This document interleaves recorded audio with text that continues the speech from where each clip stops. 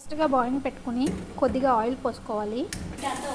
కొద్దిగా జీలకర్ర, కొద్దిగా ఆవాలు, కొద్దిగా ఉల్లిపాయలు వేసుకుని బాగా ఫ్రై చేసుకోవాలి. తర్వాత కడిగిన కరివేపాకును కూడా యాడ్ చేసుకోవాలి.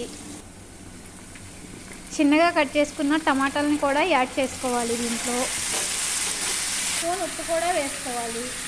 తగినంత ఉప్పు వేసుకోవాలి, స్పూన్ అని కాదు. తర్వాత టమాటాలని బాగా మగ్గనివ్వాలి. కొంచెం పసుపు కూడా యాడ్ చేసుకోవాలి. ఇండియా పసుపు కాదు కదండి, కొంచెం తక్కువగానే వేసుకోవాలి. పసుపు కలర్ ఎక్కువ వచ్చేస్తుంది. ఇప్పుడు బాగా కలిపేసుకుని ఒకసారి క్యాప్ పెట్టేసుకోవాలి. మూత క్యాప్ కాదు, ఇలా బాగా మరిగేలాగా కాదు, ఉడికేలాగా చూసుకోవాలి. చూసుకుని చూడండి, ఇలా కదుపుకుంటూ ఉండాలి, దగ్గర పడాలి. కారంని యాడ్ చేసుకోవాలి లాస్ట్గా. తర్వాత కొద్దిగా జీరా పౌడర్,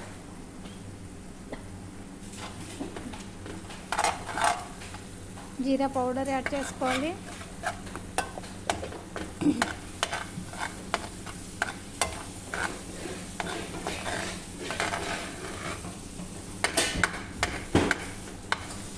చాలా టేస్టీగా ఉంది. మన కాకినాడ అటు సైడ్ అయితే దీన్ని టమాటా కర్రీ అంటారు, కానీ ఇది చెన్నై సైడ్ తమిళనాడు వాళ్ళు ఏమంటారంటే టమాటా పచ్చడి అంటున్నారు దీన్ని. అయితే నేనైతే కర్రీ అన్నాను. కాదమ్మా, పచ్చడి అంటారు దీన్ని అని అంటున్నారు వాళ్ళైతే. లాస్ట్గా ఎల్లుల్లిపాయ కూడా యాడ్ చేసుకోవాలి.